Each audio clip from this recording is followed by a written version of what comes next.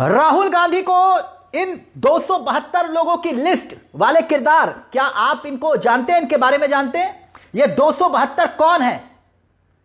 देखिए एक एक करके। एक भाई साहब का नाम है Sanjeev Tripathi ji, farmer raw chief. देखिए फोटो सर जी की फोटो। बीजेपी ज्वाइन कर चुके हैं पहले से ही, यानी भारतीय जनता पार्टी के सदस्य हैं संजीव त्रिपाठी। बकायदा ये हेडलाइंस देखिए आपके सामने, पूर्व रॉ प्रमुख संजीव त्रिपाठी भाजपा में शामिल। और बकायदा खबर के मुताबिक 2014 में ही ये भाजपाई हो चुके थे। फिर एक और नाम देखिए इस लिस्ट में, एक और नाम है AK गोयल जी का। गोयल जी का सुप्रीम कोर्ट के रिटायर्ड जज। अभी रिटायरमेंट भी नहीं हुई थी मगर इन्हें NGT का चीफ की कुर्सी मिल गई थी, यानी रिटायर हुए भी नहीं थे मगर इनके पास चिट्ठी ऑलरेडी पहुंच चुकी थी। यानी ये मोदी जी के जो रोजगार योजना है ना उसका हिस्सा है। फिर आगे देखिए एक और जस्टिस हैं, वो है वन नेशन वन थ्योरी वाले, जो मोदी जी की बात करते हैं, कट्टर सपोर्टर हैं ये जज साहब। अब एक और साहब का किस्सा सुन लीजिए, फॉर्मर IPS राम नारायण सिंह, इनका भी नाम है लिस्ट में। इनकी कारगुजारियां देखिए। कैश प्राइस में इनका एक कैश सीज हो गया था नोएडा में, और खबरें छपी हुई हैं बकायदा। खबर के मुताबिक इनका लिंक पाया गया था उसमें, यानी ये भी कानूनी दायरे में फंसे हुए हैं। फिर एक और नाम है मुखर्जी का, फॉर्मर एम्बेसडर। हरदीप पुरी जी के साथ प्रोपोगेंडा फिल्म साबरमती रिपोर्ट देखती कह पाई गई थी। देखिए तस्वीर आपके सामने, और तारीफ की थी इन्होंने खूब। उससे आप समझ गए होंगे कि मामला क्या है। एक पंजाब के एक पूर्व DGP PS डोगरा है, 2012-13 में मोदी जी की शान में कसीदे पढ़ते हुए दिखाई दिए थे। बताइए, तब से लेकर आज तक ये अपनी काबिलियत को साबित कर रहे हैं। ऐसे नाम कई हैं, कई नाम हैं। एक और नाम देखिए लिस्ट में 27 नंबर पर आपको दिखाई दे रहा होगा, Lakshmi Puri, IFS farmer ambassador. जानते कौन है ये है केंद्रीय मंत्री हरदीप पुरी की पत्नी। खैर सल्यूट है उन लोगों को, देश की जनता को, उन युवाओं को, उन पत्रकारों को जिन्होंने खोज कर 272 में से ज्यादातर लोगों की असलियत सामने लाकर रख दी। ये जो चिट्ठी है ना, दरअसल लिखी नहीं गई, लिखवाई गई है, और वो भी भाजपा की सियासत की स्याही से। यानी कि राहुल गांधी से सवाल पूछे जा रहे हैं, उनकी हकीकत ही कुछ और है जो ये सवाल पूछ रहे हैं। सभी मोदी जी की रोजगार योजना के लिए या तो लाइन में खड़े हुए दिखाई दे रहे हैं, या मोदी जी से रोजगार पा चुके हैं, या फिर मोदी जी से किसी इनाम की उम्मीद पाले बैठे हुए हैं। अब आपने गौर किया होगा, अगर लिस्ट पर, इन सब लिस्ट पर गौर करिएगा तो इस लिस्ट में एक भी मुस्लिम ऑफिसर का नाम नहीं है। इस लिस्ट में एक भी पूर्व चुनाव आयुक्त का नाम नहीं है। इस लिस्ट में कोई भी दलित का नाम नहीं है। यह सवाल क्या वाजिब नहीं है? कौन पूछेगा सवाल? आज एक बात और, यह सोचिएगा कि यह लिस्ट में 272 ही क्यों? 272 का आंकड़ा क्यों? आपने सोचा? आपके मन में भी यह शायद सवाल उठा होगा कि 272, 270 भी हो सकते थे, 280 भी हो सकते थे, 290 भी हो सकते थे, 320 भी हो सकते थे, लेकिन 272 ही क्यों? क्योंकि लोकसभा में बहुमत का आंकड़ा है 272। हम मोदी जी चिढ़ा रहे हैं, देश की जनता को चिढ़ा रहे हैं, इस देश के विपक्ष को बता रहे हैं कि देखो मेरे पास 272 है। संसद के अंदर चाहो, संसद के बाहर चाहो, मेरे लिए 272 ऐसे लोगों का जुटाना चुटकियों का खेल है।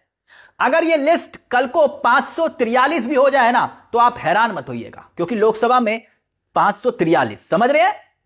अब एक तस्वीर देखिए, मोदी जी की एक तस्वीर, नीतीश कुमार के साथ शपथ ग्रहण समारोह हुआ था। नीतीश कुमार पैरों में पड़ते हुए दिखाई दे रहे हैं। देखिए उनकी तस्वीर बकायदा RJD ने अपने सोशल मीडिया ट्विटर हैंडल से यह पोस्ट की है। और दूसरी तस्वीर देखिए, पटना में NDA सरकार का शपथ ग्रहण हो रहा था। अब यह तस्वीर देखिए, मोदी जी के आसपास दूर दूर तक कोई नहीं बैठ सकता, दूर दूर तक, यानी कैमरे का फोकस सिर्फ और सिर्फ मोदी जी पर।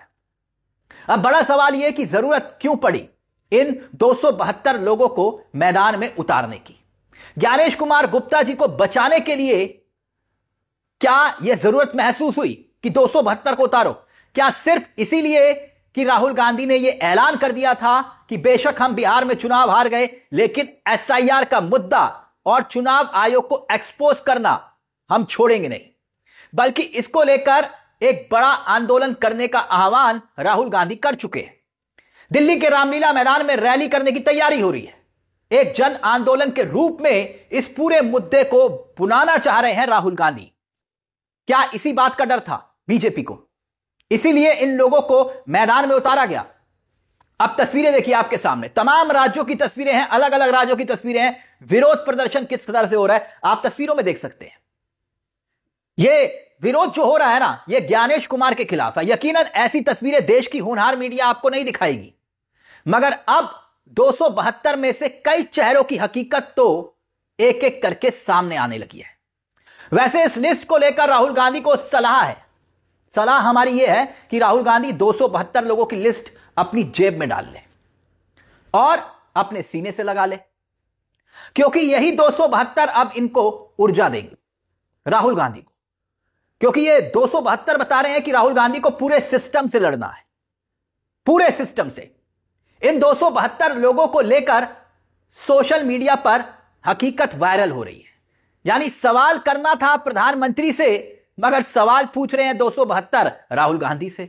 सवाल करना था चुनाव आयोग से, मगर सवाल पूछा जा रहा है राहुल गांधी से। सवाल करना था गृह मंत्री अमित शाह से कि दिल्ली में लाल किले में पहलगाम में ये हमले क्यों हुए, सवाल राहुल गांधी से। सवाल देश की होनहार मीडिया से होना चाहिए था कि भाई आप हिंदू मुसलमान हर वक्त क्यों करते हैं, लेकिन सवाल राहुल गांधी से।